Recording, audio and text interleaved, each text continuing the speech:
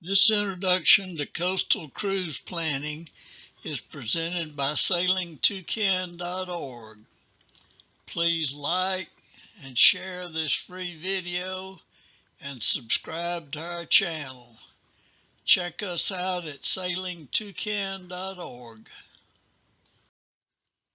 Captain and mate farmer have years of training and experience to share with you in these free videos.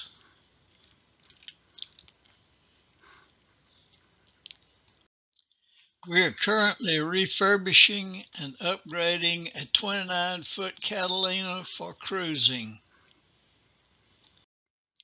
Inland buoys aren't numbered and have to be moved because of changing river levels and shoaling. Coastal buoys are in relatively constant locations and can thus be numbered. Red nuns are not odd is one way to remember that red nun buoys have even numbers. Major ports have a lettered C buoy at the outer entrance to the channel. Buoy numbers increase as you go from offshore inland. There may be added buoys with numbers and a letter, and some numbers may be skipped where a buoy is not needed, so you need to consult your chart. Some more important buoys are lighted, and generally the more diverse the lighting pattern, the more important the buoy is.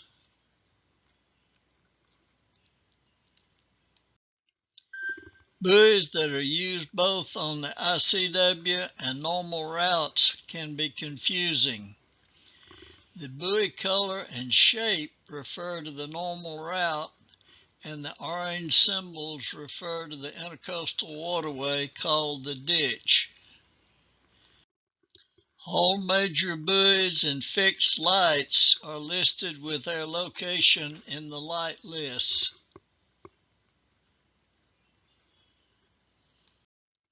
The Coast Pilot is a good source of information on the web, like the light list.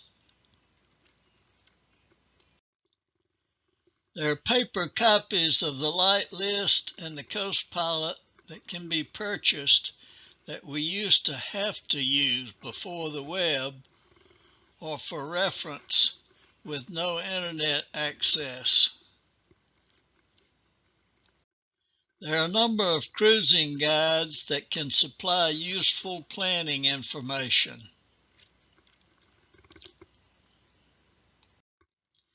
Some guides even have online updates available for those that have purchased the book.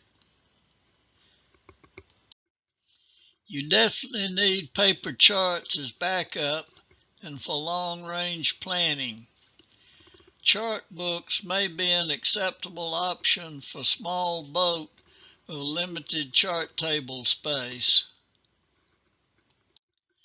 The traditional raster paper charts that we've used for years are now being phased out by NOAA.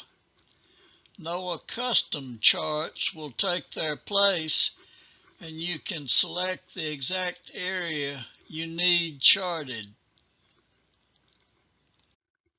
The older raster electronic charts, called RNCs, are just JPG pictures of the paper chart, and many are very old. Newer electronic vector charts, called ENCs, contain much more detailed information, but it's contained in hidden layers. NOAA constantly updates these charts, so they're the most current information available.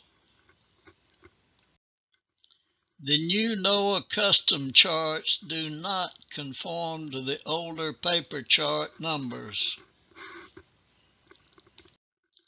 Here's an example of a NOAA custom paper chart covering a large area of the Gulf of Mexico, but you can't see much detail on the chart. Noah is asking for our comments to improve the custom paper charts for recreational and commercial use. I strongly encourage you to download one of the free custom paper charts for your area and suggest how it could be improved. In rivers, we generally follow the sailing line from one place to another. Coastal, we can go inside on the ICW or go outside from port to port.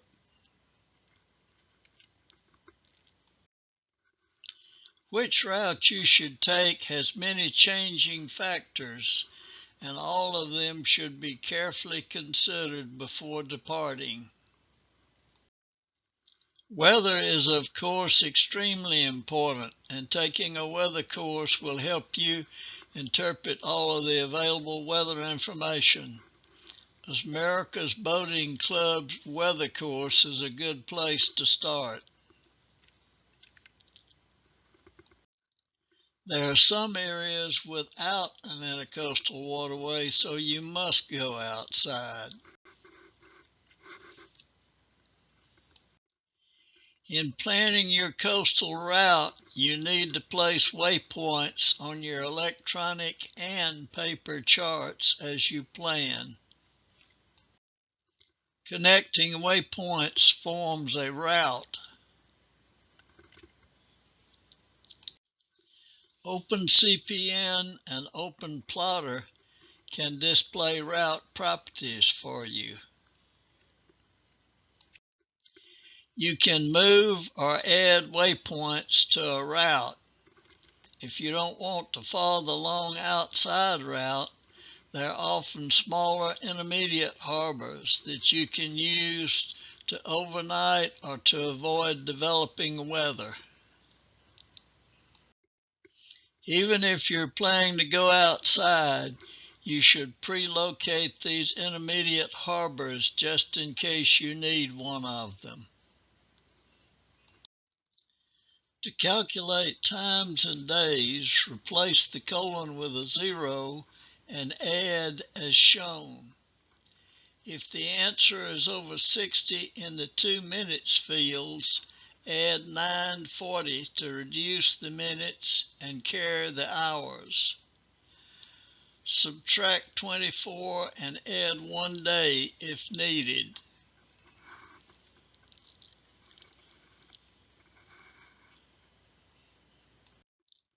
Here's our Carabel to Clearwater calculation using the method shown on the previous slide. If you're subtracting, subtract 940 instead of adding. Time or lack of time is your worst enemy when cruising. If you don't have enough time plus a reasonable buffer, don't go. Make sure you leave a float plan with a responsible friend and check in with them to advise them of your progress. Make sure your VHF radio is working and has an MMSI installed. If going offshore for extended periods of time, you need an EPIRB, or for coastal, you can use a personal locator beacon. The Iridium Go gives you satellite access to data such as GRIB weather files, but it's very slow. Single sideband radio, called SSB, is an older and more difficult technology to use. Check with a ham radio friend for help and guidance. If you have or can get a ham radio license, there are inexpensive, low-power SSB options available with broadband receive capabilities.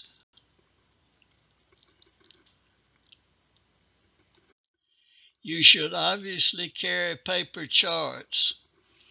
We used to plot our dead reckoning track as we sail. Now, as long as you log data, you can plot only when needed.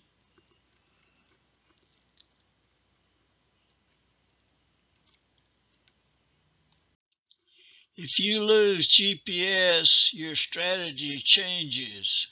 You should use all available logged information and plot a course to one side of your intended harbor. If you see land but not the entrance buoy or identifiable landmarks, you'll at least know which way to turn. There have been well-documented cases of GPS interference. Recently, there has been some problems in the southwest Gulf of Mexico. Radar can be used to take bearings and distance off to known landmarks, and as a general piloting tool when close enough to land. When you lose GPS and have logged compass, speed over ground, course over ground, you can calculate set and drift to correct your course. When you lose GPS, you can go back to your log data and create a plot and a dead reckoning plot going forward. America's Boating Club predicted log contests are a good way to check and hone your navigational skills. You need to be thoroughly familiar with your boat's performance, including its polars if it's a sailboat. Do you have everything carefully documented and tested so you can make predictions about endurance? Do you carry sufficient tools aboard and know how to use them for troubleshooting and for repairs? Please do not forget time and weather. Lack of knowledge of either can cause major problems. We hope this video helped you prepare yourself and your boat. Please take navigation and weather courses. Please also like, share, and subscribe to these free YouTube videos. Check out our website at sailingtoucan.org.